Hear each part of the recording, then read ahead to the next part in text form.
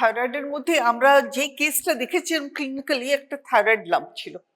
ওটার মধ্যে 4টা ইম্পর্টেন্ট ডিফারেন্সিয়াল ডায়াগনোসিস আমরা মনে রাখবো। কলয়েড গয়টার হতে পারে, অ্যাডিনোমা, ফলিকুলার অ্যাডিনোমা হতে পারে, তোমার সিস্ট হতে পারে, বা কার্সিনোমা থাইরয়েড হতে পারে। এই 4টে জিনিস আমরা ইম্পর্টেন্ট ডিফারেন্সিয়াল ডায়াগনোসিস। আমরা ক্লিনিক্যাল এক্সাম, হিস্ট্রি আর ক্লিনিক্যাল এক্সামিনেশন একসঙ্গে বলতে হবে। মিনিমাম 3টে প্যারাগ্রাফ করবে।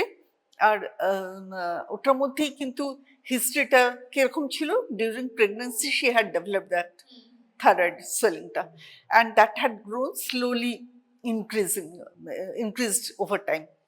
After pregnancy also she had that swelling.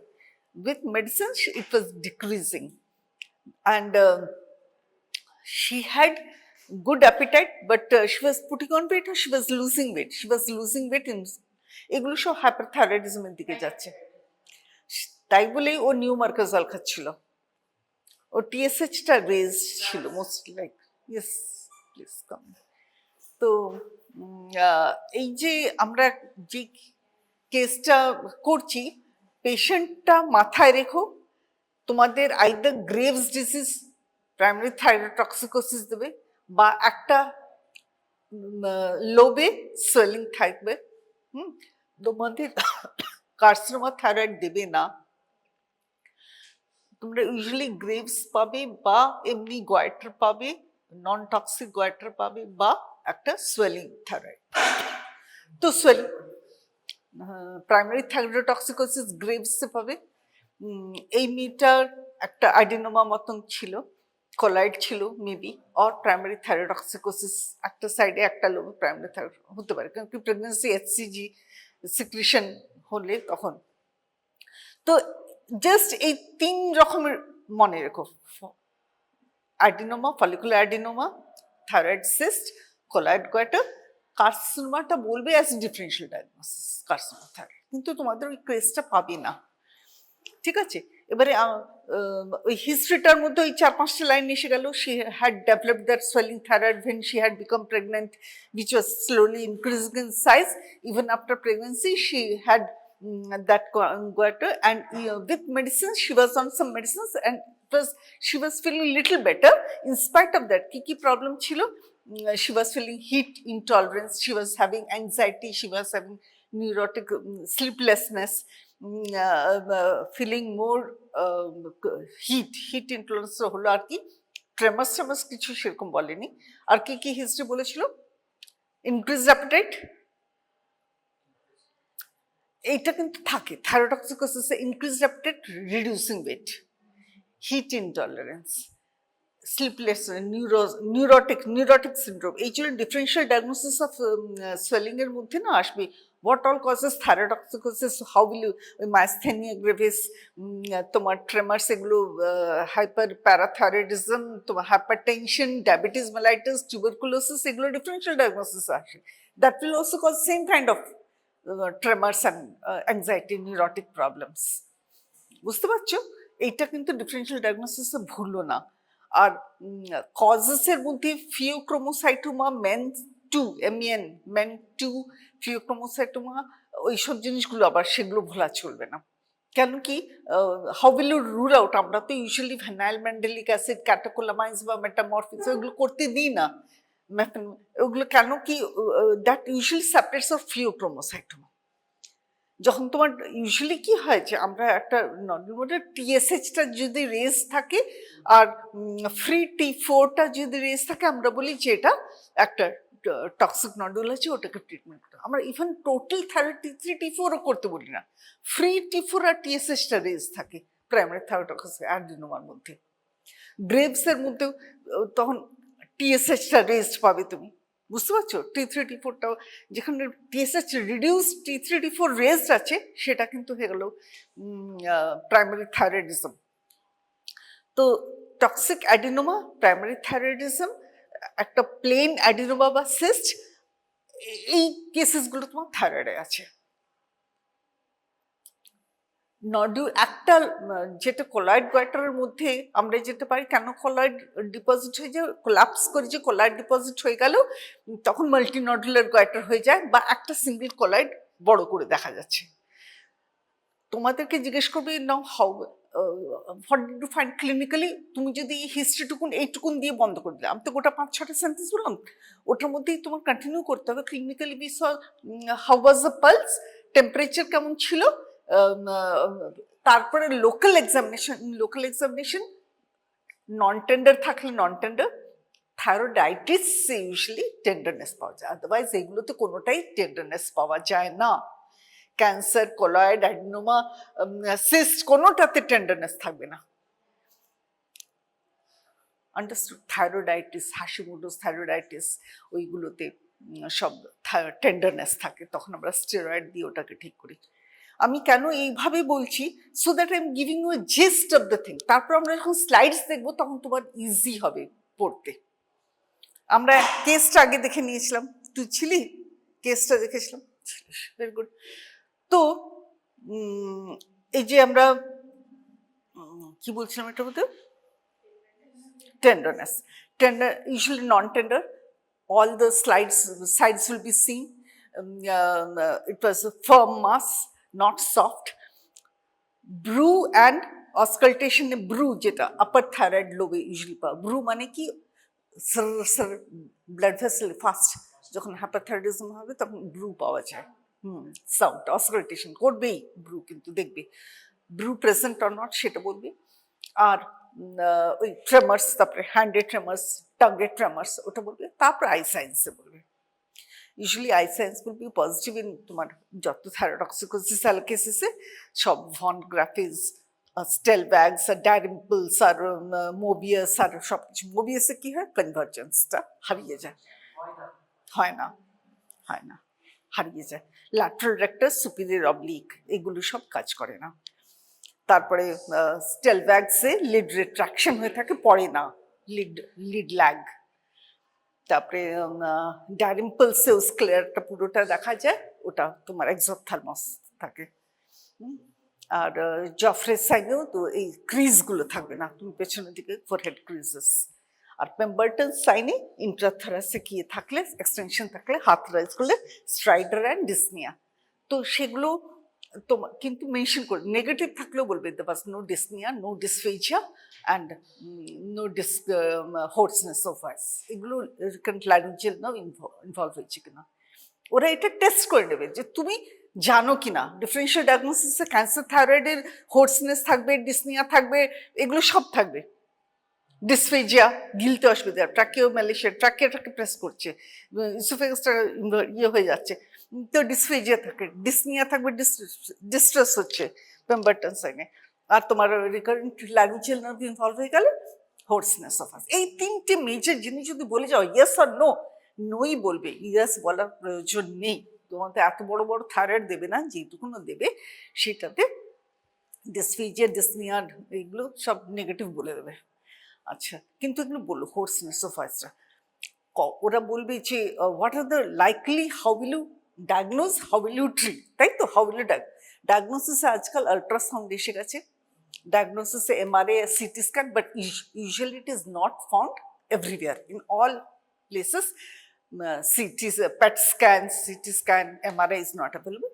তো ultrasound guided aspiration, final aspiration, সেটাতে কোনটা রুল আউট হয় না? Papillary carcinoma. কেন কি, ভ্যাসকুলার ইনভেশন আর তোমার ক্যাপসুল ইনভেশনটা বোঝা যাবে না, তাই তো?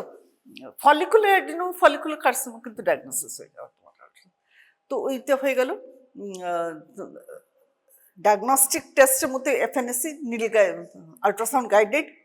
ট্রুকাট কেন করবে না? ট্রুকাট মানে হোয়াইট বোর নিল কেন করবে না? কেন করতে, রিকারেন্ট ল্যারিঞ্জিয়াল নার্ভ ইনজুরি হয়, হ্যামরেজ হয়, হোর্সনেস অফ ভয়েস, ইনজুরি, হ্যামরেজ, এই জন্য হোয়াইট বোর ইউজ করা হয় না। ঠিক আছে, এটা ডায়াগনোসিসের হয়ে গেল। তারপর ল্যাব ইনভেস্টিগেশনসে T3, T4, TSH তো আমরা করি, T3, T4, TSH। কিন্তু যদি লার্জ অ্যাডিনোমা থাকে তাহলে জাস্ট T4 অ্যান্ড TSH এ তুমি বুঝে যাবে।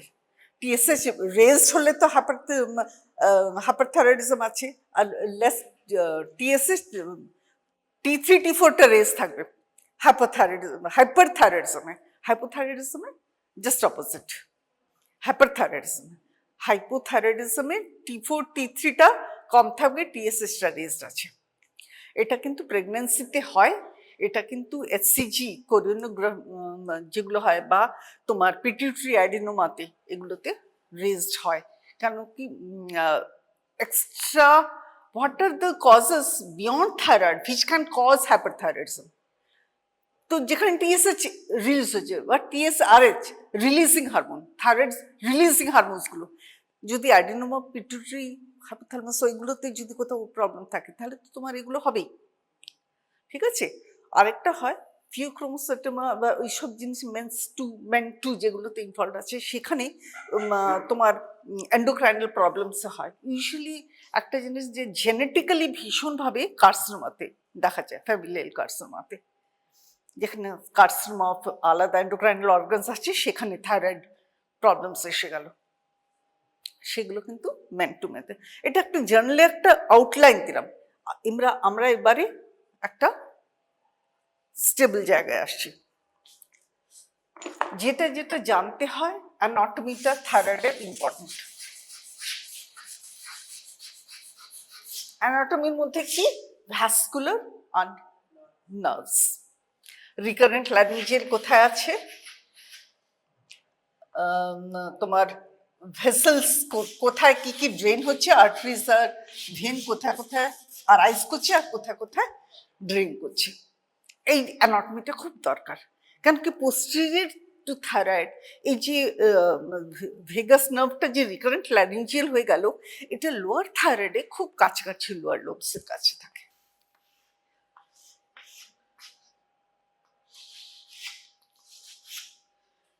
এখানে বিশাল রিকারেন্ট ল্যারিঞ্জিয়াল পেছন থেকে ঘুরে গিয়ে ভেগাসের উপর থেকে রিকারেন্ট হলো, তো এবারে ওটা একদম লোয়ার লোবের সঙ্গে থাকে আর ভেসেলসের সঙ্গে থাকে। এটা যদি নার্ভ হয়, তোমার রিকারেন্ট ল্যারিঞ্জিয়াল নার্ভ হয়, এটা কিন্তু খুব close to the inferior thyroid vessel. এই জন্য আমরা যখন থাইরয়েডটাকে অপারেশন করি না, তখন we have to be very careful, আর প্যারাথাইরয়েড ভেসেলটাকে ওখানে সাপ্লাই করে inferior thyroid artery. Even superior প্যারাথাইরয়েডটাকে ইনফিরিয়র থাইরয়েড ভেসেল কিন্তু সাপ্লাই করতে পারে। শুধু প্যারাথাইরয়েড নেক্রোসিস যাতে না হয়ে যায়, ওই জন্য এই অ্যানাটমিটা জানা ভীষণ দরকার। রিকারেন্ট ল্যারিঞ্জিয়াল নার্ভটা আর রিকারেন্ট, ওটার পাশে ইনফিরিয়র থাইরয়েড ভেসেলসগুলো, ইনফিরিয়র ইউজুয়ালি থাইরোসার্ভাইকাল ট্রাঙ্ক থেকে রাইজ করছে ভেসেলসগুলো, ইনফিরিয়র থাইরয়েড ভেসেলসগুলো। এই যে ইনফিরিয়র থাইরয়েড ভেসেলস, আর এই ভেন্সগুলো সব রেকিউসিফ্যালিক সাবক্লেভিয়ানের মধ্যে ড্রেন করে ভেন্সগুলো, ঠিক আছে? আর্টারিগুলো তো সব ক্যারোটিড, ক্যারোটিড আর্টারির মধ্যে থেকে সুপিরিয়র থাইরয়েড আর্টারিটা আসছে। আর মিডল থাইরয়েড আর্টারি হয় না, মিডল থাইরয়েড ভেইন হয়। মিডল থাইরয়েড আর্টারি বলে কিছু হয় না। ঘুমা ঘুমা ঘুমা।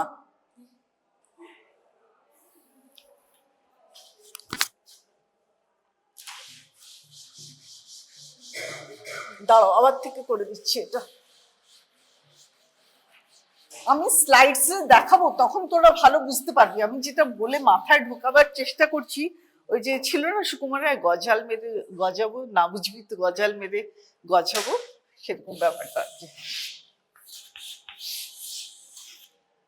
ইসথামাস, থাইরয়েডিমা আর্টারিটা এখান থেকে ওঠে। মিডল থাইরয়েড ভেইন যেহেতু হয় না, এটা কিন্তু থাইরয়েডিমা আর্টারি একটা আছে।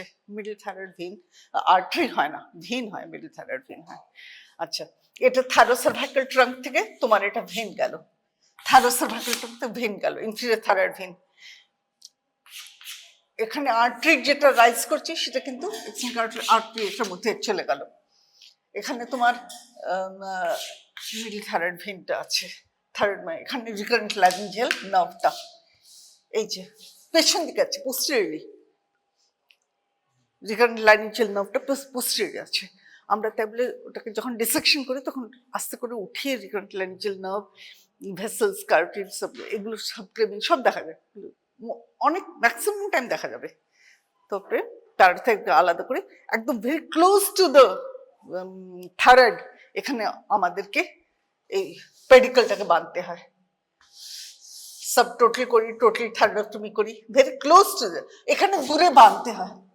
এই ভেসেলসগুলো লম্বা লম্বা, superior thyroid, very away from the thyroid বানতে হয়। ঠিক আছে, আর মিডল থাইরয়েড ভেনটাকে বেঁধে তারপরে আমরা সাবটোটাল থাইরয়েডক্টমি করি। সাবটোটালে কতটুকু রেখে দিই, থাম্বের মতো 4 গ্রাম সিট সাইড থাম্বের মতন থাইরয়েড সাবটোটালে রেখে দিই। প্যারাথাইরয়েড মোটামুটি একটা দুটো রেখে দিয়ে বাকি থাইরয়েড প্যারাথাইরয়েডস বার করতে পারো। আচ্ছা, অ্যানাটমি হলো ফিজিওলজির মধ্যে থাইরক্সিন, ওটা পুরো মেটাবলিজম কি করে আয়োডিনটা আয়োডাইড হয়, আয়োডাইড থেকে নিয়ে তারপরে ওটা সেলের মধ্যে ওটা অক্সিডেশন হয়, অক্সিডেশনের পরে কলাইড হয়, থাইরয়েড হরমোনটাকে সেভ করে রাখা যায়, থাইরয়েড স্টোর থাকে 7 দিন, মানে অনেকখানি স্টোর থাকে থাইরয়েড হরমোনস। কিন্তু অন্য কোনো এমনি এন্ডোক্রাইনাল হরমোনস এভাবে স্টোর থাকে না, থাইরয়েডে কিন্তু স্টোর করে রাখা যায় ওই কলয়েডসের মধ্যে। আর কলয়েডস গুলো ওই গয়টারটা তোমার এমনি এমনি করে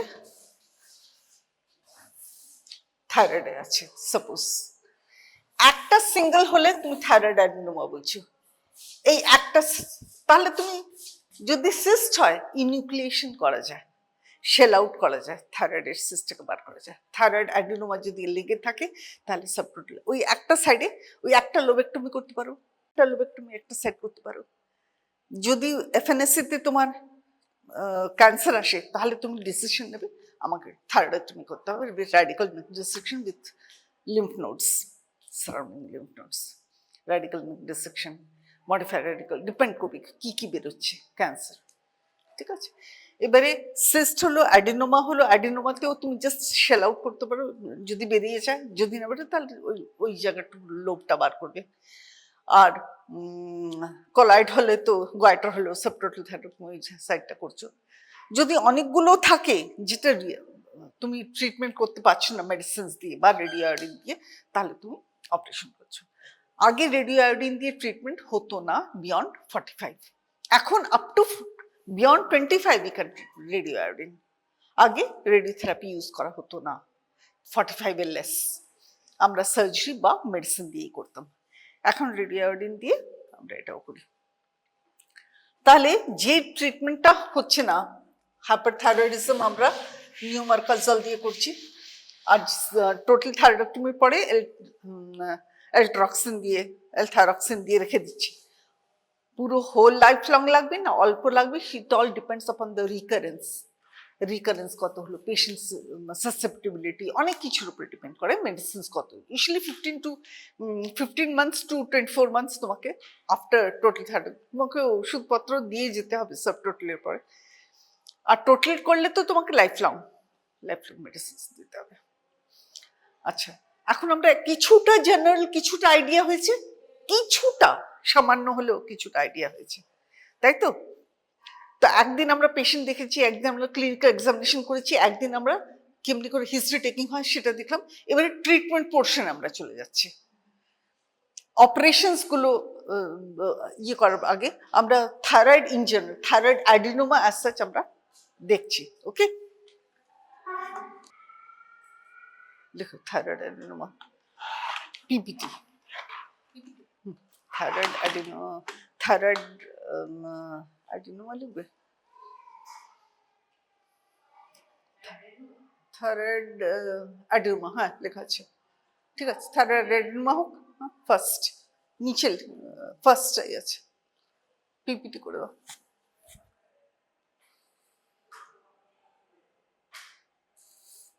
স্লাইড শেয়ার ইনভেস্টিগেশনসে আমরা যেমনি, হ্যাঁ, বায়োকেমিক্যাল এক্সামিনেশন বললাম কিছুটা,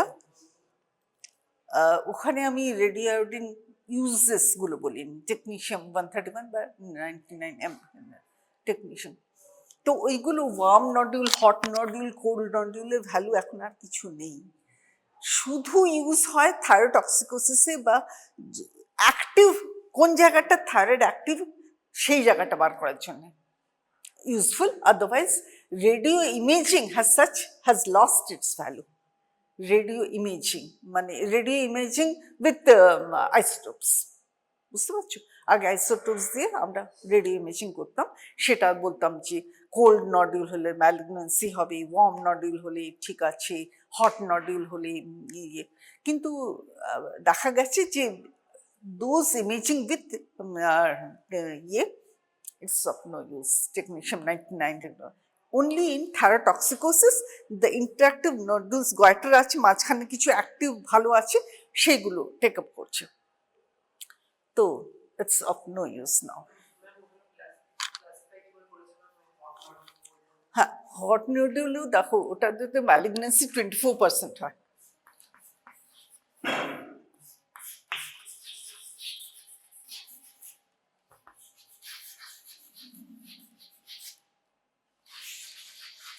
আগে বলতাম আমরা যে TS 99 রেডিও আয়োডিন 131 এই দুটো দিয়ে আমরা করতাম, কিন্তু এই দুটোতে কোল্ড নডিউলে বলতাম ক্যান্সার অফ ম্যালিগনেন্ট না, it has been seen only 24 cases, 25% cases are positive.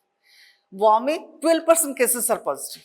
তার মানে ফলস নেগেটিভ গুলো তো সেম হয়ে যাচ্ছে, আর যেটা হট নডুল তাতেও 22% পজিটিভ হয়, ম্যালিগনেন্সি পাওয়া যায়। তাহলে কি ইউজ? কোনো ইউজে নেই। Cold nodule positive, malignancy 24, warm নডুলে 12%-এর মতন অ্যাপ্রক্সিমেটলি, এটার মধ্যে 22% পজিটিভ, তাহলে তো ফলস পজিটিভ একই রকম হয়ে গেল, তা কোনো ইউজই নেই। ঠিক আছে, ওটা দেখা হতো আগে, ড্রিঙ্ক করে 24 আওয়ার্স পরে ওই কাউন্টার দিয়ে ওগুলো দিয়ে দেখা হতো, টেস্ট করা হতো। এখন শুধু দেখা হয় থাইরয়েড যেগুলো অ্যাক্টিভ কেসেস সেগুলো পিক আপ করে, আদারওয়াইজ লবি পোর্শন। কিছু কিছু বোঝা গেল, কিছু কিছু মাথার মধ্যে ঢুকছে, কারো কোনো অসুবিধা হচ্ছে, কারো কোনো জায়গাটায় অসুবিধা হচ্ছে। কারণ কি থাইরয়েড একটা এমন জিনিস না, ওটা বুঝতে একটু সময় লাগে।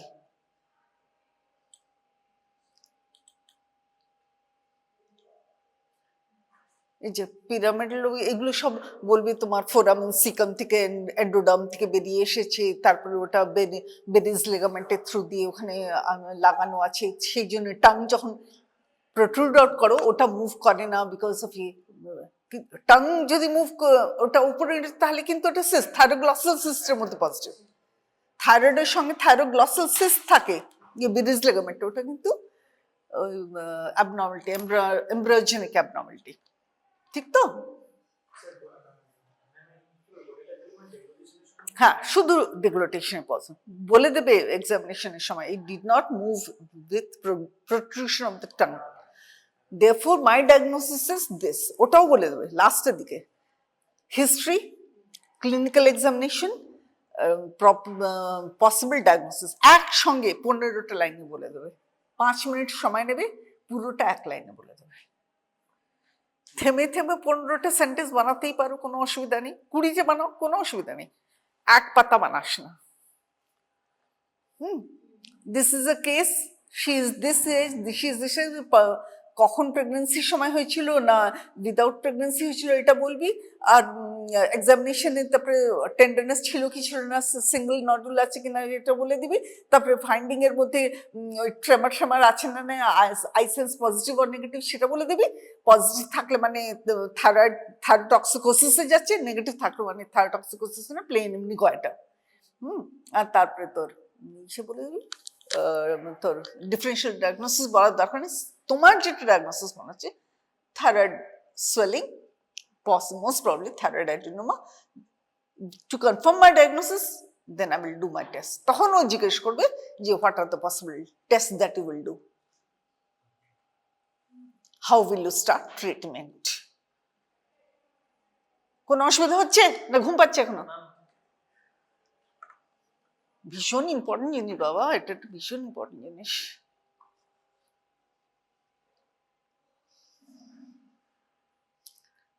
আমরা থাইরয়েড ক্যান্সার নিয়ে ডিল করছি না।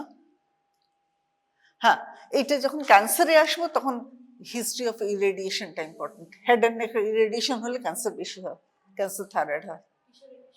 হেড অ্যান্ড নেক রেডিয়েশন থাকলে, ফ্যামিলি হিস্ট্রি বললাম না, ফ্যামিলিয়াল হিস্ট্রি পজিটিভ থাকে।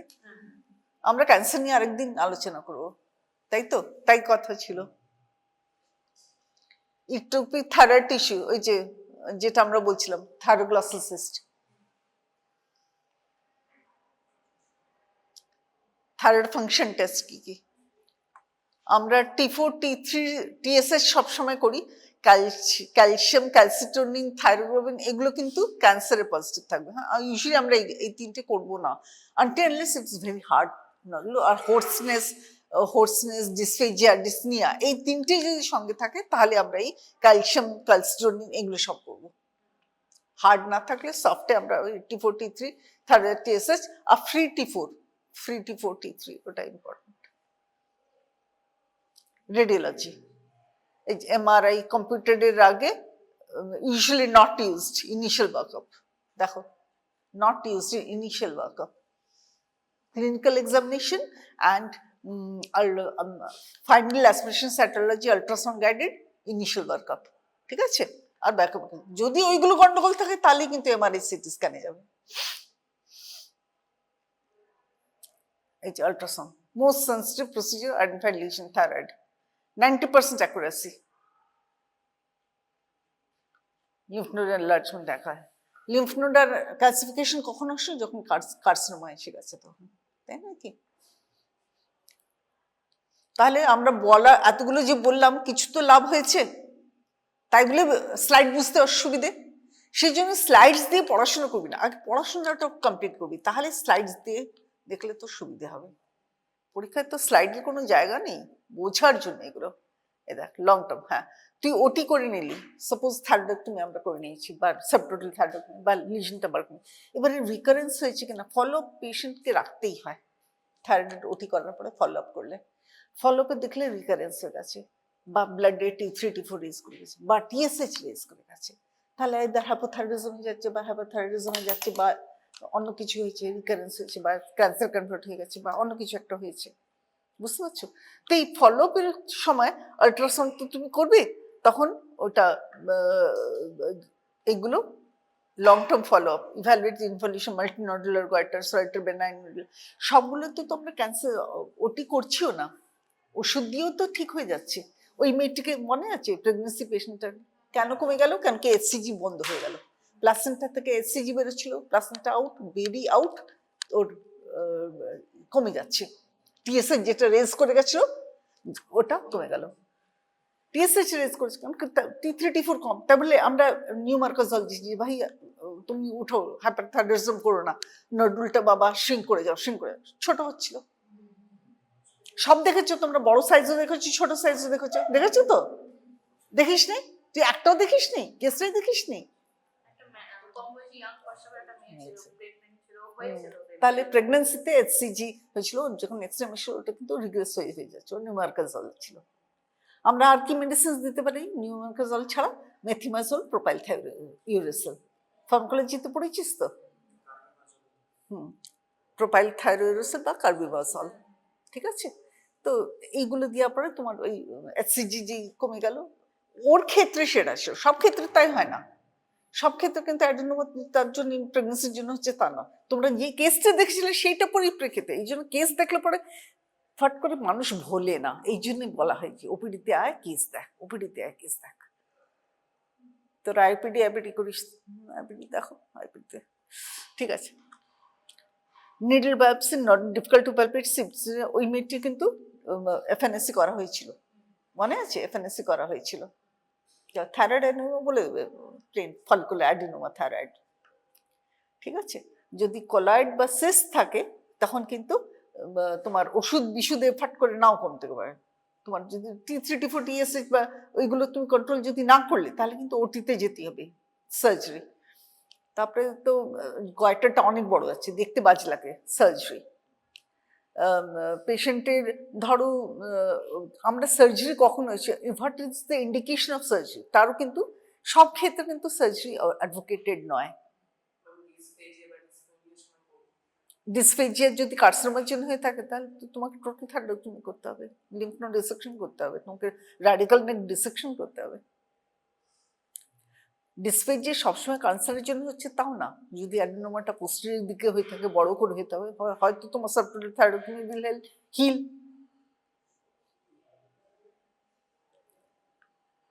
বুঝতে পারছিস? তুই কি বুঝলি? ডিসফেজিয়া কখন হয়?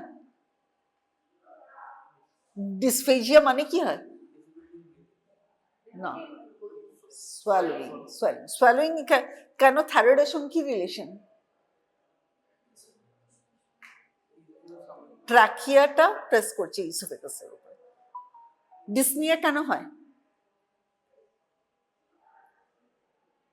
ট্রাকিয়াটাকে ট্রাকিওম্যালিশিয়া হয়ে যাবে। ট্রাকিওম্যালিশিয়া মানে thinning out of the trachea. থাইরয়েডটা এমন ভাবে প্রেস করছে, ডিসনিয়া হয়ে গেছে। হোর্সেনস অফ ভয়েস কেন হয়? কম্প্রেশন। একটা সিঙ্গেল হলেও pitch, high pitch notes reach করতে অসুবিধা হয়। আর এগুলো সেম প্রবলেম হয় যদি তুমি ইনজুরি করে দাও during operation. Recurrent laryngeal nerve, recurrent laryngeal nerve সার্জারিতে তুমি প্রিভেন্ট করার জন্য তোমাকে থাইরয়েড ডোব, আমি বলছিলাম যে ভেসেলস গুলোকে খুব close to the thyroid gland বাঁধতে হয়। আমি অপারেশনও কিছু কিছু টাচ করে গেছি, যেন বুঝতে সুবিধা হয় এগুলো। ব্যাপারটা বুঝতে কি রে, ঠিক আছে? থাইরয়েড নডিউল কোথায়, নিডল বায়োপসি দিয়ে দেখে নেবে। ডিটারমাইন বেনাইন লিজন, সলিড আর সিস্টিক, সবকিছু বার করে নিলে। সিস্টের মধ্যেও তুমি যদি অ্যাসপিরেট করে সিস্টার কোলাপস করে গেল, ওটা যদি রিকারেন্টে বড় করে না আসে, মেডিসিন তুমি তাহলে আর সার্জারির দরকার হয় না। কিন্তু যদি সিস্টটা আবার ডেভেলপ করে যায়, তাহলে কিন্তু সাবক্লিনিক থাইরয়েড চলে যাবে। সলিড লাম্পটা বায়োপসি করে দেখে নিলে কিরকম জিনিসটা। যদি এটা ক্যান্সার না হলো, তাহলে তো তোমার লোবেক্টমি করেছো বা জাস্ট অ্যাডিনোমাটা বার করেছো, দ্যাটস অল রাইট। আর যদি ওটা ক্যান্সার বেরো, তাহলে again you have to redo the operation.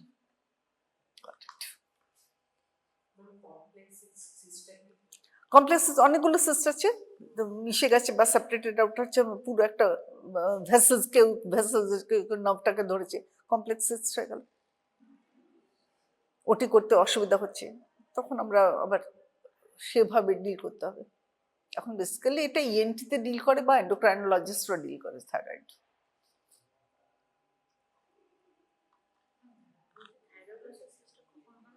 থাইরোগ্লসাল system ওটাও এমব্রায়োনিক ডেভেলপমেন্ট, যখন একটা অ্যাডাস্ট হয়ে গেল, একটা সিস্ট হলো, ওই লিগামেন্টটা যেটাতে ওই পিরামিডাল লোবটা তৈরি হচ্ছে, তো ওই সময় ওই যে লিগামেন্টের নিচে ফোরামেন সিকাম, তো তোমার উপরের থেকে মাউথের ফ্লোর থেকে টাঙ্গের পেছনে ফোরামেন সিকাম আছে, ওখান থেকে একটা লিগামেন্ট যাচ্ছে, ওখান থেকে থাইরয়েড টিস্যুস গুলো নামছে, এন্ডোডাম। এন্ডোডাম গুলো ব্র্যাঙ্কেল সিস্ট হয়ে, এগুলো ব্র্যাঙ্কেল সিস্ট যেমনি ডেভেলপ হয়ে যায়, পুরো লিগামেন্টটা চলে গেছে, মাঝখানে কিছু রয়ে গেল, সিস্ট ডেভেলপ করে গেল। একদম থাইরয়েড সিস্ট তাহলে হয় না।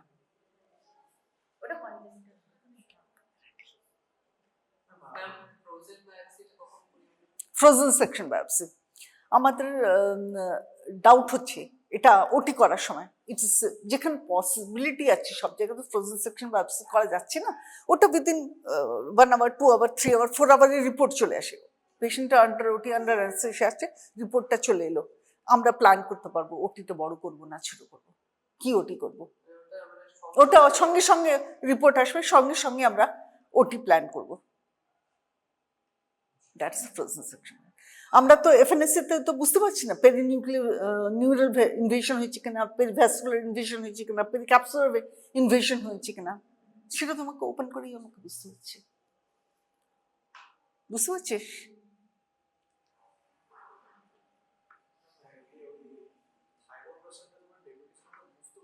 হ্যাঁ, থাইরোগ্লসাল সিস্টটা তো টাং প্রোট্রুড করলে ওটা মুভ করে, আর সেও থাইরয়েড ডিগ্লুটেশন, হ্যাঁ করা তো উচিত, করে তো, তাই তো শুনেছি। থাইরোগ্লসাল সিস্ট থাইরয়েডের সঙ্গে তো লেগে আছে, পিরামিড যদি না লেগে থাকে, ধর ওখানটা পুরোটাই ডিজেনারেট হয়ে গেছে, থাইরোগ্লসাল টাঙ্গের সঙ্গে তো রিলেশন আছেই, টাঙ্গের পেছন দিকে আছে ফোরামেন সিকাম, মনে আছে? এই জন্য এমব্রোলজিরা ভুলে চলবো, নিজের ঘুম পায়। তো মনে আছে হোয়াট ইজ ফোরামেন সিকাম? চলে গেছে, এই যে ঘুম, এই জন্য বাড়িতে যে ঘুমাও।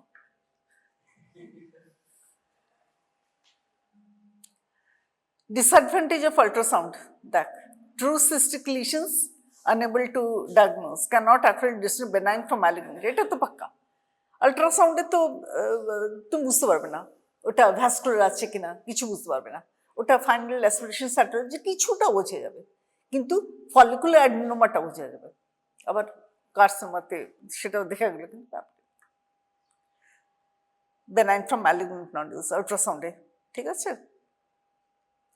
Right lobe, left lobe, trachea, এই যে এইটা যদি এখানে যদি নডুলটা থাকে ট্রাকিয়া তখন ডিসনিয়া হয়ে যাবে। এই যে ক্যারোটিড ভেসেলকে যদি এখানকার লেফট লোবের এইগুলো যদি অ্যাটাক করে তাহলে কিন্তু palpation, you cannot feel the pulses of carotid. That is known as Berry's sign. Berry's sign. এই যে দেখা যাচ্ছে Berry's sign এখানে এসে গেল, ঠিক আছে। এই যে thyroid cyst, evaluation of thyroid nodule কিভাবে করবে? Prior two fine needle aspiration, আমাদের সময় ফাইন নিডল অ্যাসপিরেশনও ছিল না, তখন আমরা thyroid nodule technetium 99, radio active iodine এগুলো সব ইউজ হতো। বলছিলাম না রেডিও আইসোটোপস দিয়ে, এখন রেডিও আইসোটোপসের কোনো ভ্যালু নেই। বিফোর ফাইন নিডল অ্যাসপিরেশন আমরা এইসব করতাম রেডিও অ্যাক্টিভ, তখন আমাদের এটাও ছিল না। Cost of radio available, short of life, travel not cannot remember functionality of 31, 27, 23 trapped on night. Limitations, it cannot say anything. 7% golden, 4% are malignant. তাহলে কি লাভটা হলো? কোন বই এটাই 22%, 12% আর 24% এমনি। হট নডুলসে ম্যালিগনেন্সিটা কম হয়, কোল্ড নডুলটা বেশি, কিন্তু এখন দিয়েছে এটা 22% হয়ে গেছে, এটা 24% হয়ে গেছে, এটা 12% আছে কোল্ড নডুল ও ম্যালিগনেন্সি। তা what is the use? It's of no use. ব্যাপারটা বুঝতে পারছিস তুই? তুই কি কিছু বুঝলি?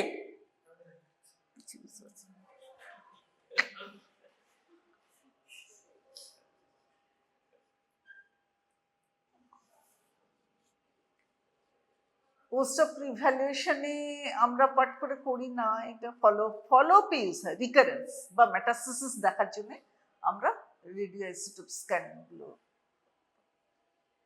Thyroid nodule, fine needle aspiration cytology, safe, cost effective, minimal invasive, better selection. এটা বুঝতে অসুবিধা নেই তো? এগুলো কিছু বুঝতে অসুবিধা নেই।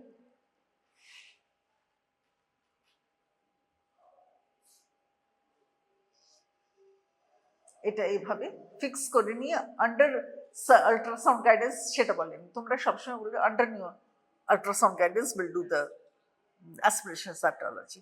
কি বললাম, কি জিনিস বললাম তুই বল একবার। What did I say? কখন কখন করতে বললাম এফএনএসিটা? Ultrasound guided. What is ultrasound guided? When you see the ultrasound, देखिए, then you insert. समझा? बहुत डिफिकल्ट है तुम्हारा। एकदम एकदम।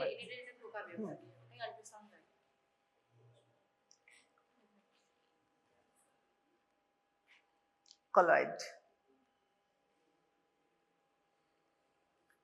কিছু পড়তে অসুবিধা নেই, এগুলো এগুলো সব বলা হয়েছে। কলয়েড জিলাটিনাস মাস থাকে, কলয়েড ম্যাটেরিয়ালটা জিলাটিনাস মাস। কলয়েড ম্যাটেরিয়ালটা চারিপাশে কিউবয়েডাল সেলস থাকে, প্যারাফলিকুলার সেলস তার পাশে পাশে থাকে। মনে পড়ছে থাইরয়েড বুল প্যাথোলজিতে দেখেছিল, থাইরয়েড সেল দেখেছিল, ওখান থেকেই যদি ক্যালসিটোনিন ক্যালসিয়াম বেশি মাসেলসে বেরোয় তাহলে কিন্তু carcinoma, medullary carcinoma, anaplastic fibrous capsule is absent. এই যে বলছিলাম না ক্যাপসুলার ইনফেকশন হয়েছে কি হয়নি দেখার জন্য মাইক্রোফলিকুলার ফিটাল তো দরকার নেই, এমব্রায়োনাল অ্যাডিনোমা দরকার নেই, হার্টাল সেল অক্সিফিলার অ্যাডিনোমা ঠিক আছে। ক্লিনিক্যালি কোল্ড ওয়ার্ম এটা দরকার নেই। এটা কেউ দেখবে? Toxic thyroid adenoma, hot adenoma. Usually আমরা যেটাকে হট অ্যাডিনোমা বলছি, টক্সিক অ্যাডিনোমা। টক্সিক অ্যাডিনোমা ওগুলোতে তোমার টিএসএইচ রেজ হাই থাকবে, T3 T4 হাই থাকবে, তখন তুমি ওটাকে তুমি ওই মাইক্রো নিউমার্কাজল এসব প্রোপাইলথাইরয়েড এগুলো দিয়ে তুমি মেডিকেশন দিয়ে চেষ্টা করছো, মেডিকেশন দিয়ে যখন কাজ হচ্ছে না তখন you will go for surgery. আর সে আরেকটা আছে যেখানে প্রভিশন আছে ফর রেডিও থেরাপি, তখন তুমি রেডিওথেরাপি দিচ্ছ, যেখানে খুব ভালো ভালো সেন্টারে রেডিওথেরাপি অ্যাভেলেবেল, সব জায়গাতে নেই রেডিওথেরাপি অ্যাভেলেবেল, কিন্তু আগের যেটা রেডিওতে অ্যাভেলেবেল হলেও 45 ইয়ার্স ছিল, সেটা এখন 25 ইয়ার্সের অভাব হয়ে গেছে। এইটা হচ্ছে আমার এই হাসপাতালে তো আমাকে মেডিসিনসে ডিপেন্ড করতে হবে, মেডিসিনের পরে সার্জারিতে ডিপেন্ড করতে হবে। যদি ডেফিনেট ওয়ার্ল্ড আউট সিস্ট থাকে বা অ্যাডিনোমা থাকে, আমি ওটাকে শেয়ার আউট করে বার করে দিতে পারি। সিস্ট একদম জাস্ট বার করতে থাকো, ওটা বেরিয়ে আসবে। বা সাবপ্লেথেক্টমি করো, ঠিক আছে, সাবপ্লেট একটা লোবেক্টমি করো, একটা রাইট লোবের আছে বড় অ্যাডিনোমা, বার করে দিলি, গট ইট। হট অ্যাডিনোমাটা যেটা টক্সিক, আর কোল্ডগুলো টক্সিক না। তো হট আর কোল্ড তুমি বার করতে তোমাকে তো টেকনিশিয়ান স্ক্যানিং ফ্যানিং দরকার, আমরা তো ওগুলো এখন আর করছি না।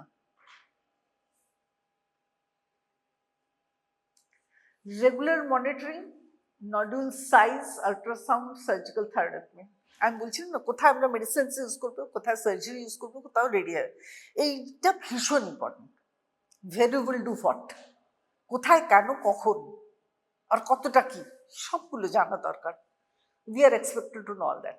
সার্জিক্যাল ম্যানেজমেন্টে থাইরয়েডেক্টমি হচ্ছে, তার আগে তুমি নডুল সাইজ দিচ্ছ, তারও আগে তুমি আমরা আগে থ্রেড দিয়ে মেজার করতাম নেকের সাইজ ডায়ামিটারটা, এখন এটা উঠে গেছে, কিন্তু ওটা খুব ভালো, ওটা খুব ভালো যে আপনার কত সাইজ কত তাড়াতাড়ি বাড়লো বা কমছে, অপারেশনের পরে কম আছে কিনা। আমরা আগে দেখতাম, কারণ কি এটা তোমাকে জিজ্ঞেস করতে হবে হিস্ট্রিতে, how fast it is going, did you ask if it is going very fast, malignancy.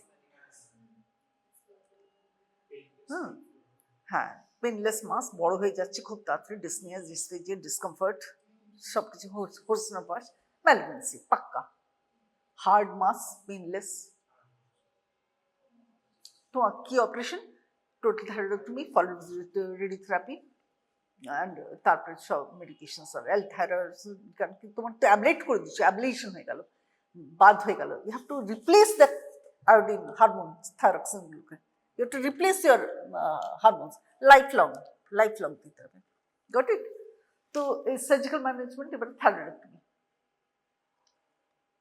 আচ্ছা, এটা কমপ্লিট হয়ে গেল, যা কিছু বোঝা গেল, বুঝতে অসুবিধা হয়েছে কারো, কিভাবে বোঝালাম, ইজি লাগলো কিনা? এবারে তোরা পুরো বইটা পড়বি যখন, যেখানে যেখানে অসুবিধা হয় সেটা তুই বলবি।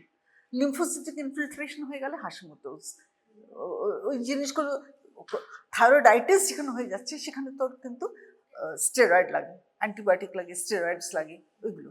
পোস্ট অপারেটিভ কমপ্লিকেশনস কীভাবে সামলাবো সেটা কিন্তু ইম্পর্টেন্ট। পোস্ট অপারেটিভ হ্যামরেজ হয়ে গেছে, বিশাল বড় হ্যামরেজ হয়ে গেছে, ইমিডিয়েটলি পাংচার করে ব্লাডটাকে আউট করে দিতে হয়, একদম আইসিইউ কন্ডিশনের মধ্যে পেশেন্ট, লিগেচার স্লিপ করে গেছে হয়তো, সেটা হতে পারে, লিগেচার স্লিপ করেছে, ইমিডিয়েটলি ওটাকে সব বন্ধ টন্ধ করে, ইমিডিয়েটলি ওটি করার আগে আমরা যে টেস্টগুলো করি, যত বায়োমেডিক্যাল বায়োকেমিক্যাল যতগুলো টেস্টগুলো করবো, তার মধ্যে কিন্তু ইনডাইরেক্ট ল্যারিঙ্গোস্কোপি করে রাখি। পেশেন্টকে কাউন্সেলিং করতে হয়, তোমার যদি লাইনিংসে ইঞ্জুরি হয় তাহলে কিন্তু এই ভোকাল কর্ডসে প্যারালিসিস হয়ে যাবে, মুভ করবে না, আমরা কিন্তু ফার্স্টে দিতে পারি, কনসেন্ট নিতে হয় ইনডাইরেক্ট ল্যারিঙ্গোস্কোপি করে। কেন করতে হয় ইনডাইরেক্ট ল্যারিঙ্গোস্কোপি? কেন হয় vocal cord injury? Why is there is an injury to vocal cords? Vocal cord তো এখানে আছে, হ্যাঁ, থাইরয়েড গ্ল্যান্ডে compression injury, recurrent laryngeal injury কেন হয়? হ্যাঁ, তখন they are very close to the vessels, inferior thyroid artery and vein very close, ঠিক আছে, ওকে, গট ইট। কার বুঝতে অসুবিধা হয়নি? মেজর থাইরয়েড অপারেশনে কিন্তু এটাই, থাইরয়েডেক্টমি যখন ইনসিশন দিচ্ছ অ্যালং দ্য লাং ক্রিজেস, তোমাকে আন্ডারনিথ এখানটা জিঞ্জিভাল মার্জিনেও অপারেট করে আজকাল সাবটোটাল ভেতর থেকে করে দিচ্ছে, একটা ইনসিশনই থাকবে না, অত বেশি কসমেটিক ল্যাপ্রোস্কোপিক সার্জারি করার তোমাকে কেউ জিজ্ঞেস করবে না, জিঞ্জিভাল ইঞ্জুরি কাট দিয়ে ঢুকে থাইরয়েডটা বেরিয়ে আসছে ল্যাপ্রোস্কোপি দিয়ে, এটা জেনে রাখো, then will know, get a gold medal if you say all that. তো তোমরা এখন প্লেন এগুলো পড়ছো, তো প্লেন এগুলো জানো, তুমি স্ক্রিজ অ্যালং দ্য নেক রিজন দিচ্ছ, আমরা সাবকুটানিয়াস টিস্যু বার করছি, তারপর প্ল্যাটিসমা, তারপরে স্ট্র্যাপ ভেসেলসগুলোকে, স্ট্র্যাপ মাসেলসগুলোকে কেটে নিচ্ছি, স্ট্র্যাপ মাসেলসগুলোকে কেটে নিচ্ছি। তারপরে আমরা রিট্রাক্টার্স ক্ল্যাম্পসগুলো লাগাচ্ছি, thyroid self retaining. Theodore caucus দেখেছিলাম না, আমি দেখেছিলাম যে রিট্রাক্টরের মধ্যে থাইরয়েড গ্ল্যান্ডটাকে এক্সপোজ করার জন্য রিট্রাক্টর হয় সেলফ রিটেনিং। ওটা লাগিয়ে নিলাম। এবারে আমি মিডল থাইরয়েড ভেইনটার কাছে যাবো। ফেসিয়া টেসিয়া সব ট্রিট্রাকিয়াল ফেসিয়া হ্যান ত্যান সব রিমুভ করে দিয়েছি। তারপরে ভেসেলসগুলো ওগুলো তুমি ভালো করে রিট্রাক্ট করার পরে তুমি মিডল থাইরয়েড ভেইনটাকে কাটলে একটু মোবিলাইজ হলো পেছন দিকে। তারপরে তুমি সুপিরিয়র থাইরয়েড আর্টারি ভেইনটাকে অ্যাওয়ে ফ্রম দ্য লোব বাঁধলে। তারপরে নিচের দিকে এসে ওই ইনফিরিয়র থাইরয়েড আর্টারি ভেসেলসগুলোকে আগে মিডল থাইরয়েড ভেইনটাকে কেটে মোবিলাইজ করলে আস্তে করে। প্যারাথাইরয়েডগুলোকে রেখে দিতে হয়। প্যারাথাইরয়েড ইনজুরি যদি বাই চান্স হয় তাহলে আমরা স্টেরনোক্লিডোমাস্টাইড ইমপ্লান্ট করতে পারি টুকরো টুকরো করে বা সলিড বা আর্মে। প্যারাথাইরয়েড ইনজুরি যদি হয়ে যায় প্যারাথাইরয়েড ইমপ্লান্ট করে দিতে হয়। এটা মোটা মোটা জিনিস জেনে রাখো, খুব বেশি। প্যারাথাইরয়েডটাকে ছোট ছোট কেটে দিয়ে পিসেস বাই পিসেস ওগুলোকে জাস্ট মাসলগুলো কেটে রেখে দাও, ওটা ভেস্টারাইজ হয়ে যাবে। অ্যাপোপ্টোসিস করে দিলে বললাম না প্যারাথাইরয়েড গুলোকে inferior thyroid artery usually supply করে। তো ওরা এখানে ইমপ্লান্ট যদি তুমি করে দাও স্টেরনোক্লিডোমাস্টাইড ইমপ্লান্ট করতে পারো বা এখানে আপার আর্ম, এখানে আপার আর্মের কাজ হয়ে যাবে, তাই হচ্ছে এখানে কেন করব, স্টেরনোক্লিডোমাস্টাইডও করতে পারো। এর আমরা একটু বেশি মুভ করি, এটা যেটা মুভমেন্ট কম হয় সেই আর্মে ইমপ্লান্ট করতে বলে, যেখানে মুভমেন্টটা কম হয়। এগুলোতে মুভমেন্টস একটু বেশি হয়, সেই জন্য আমরা আর্মস ভালো লাগলো।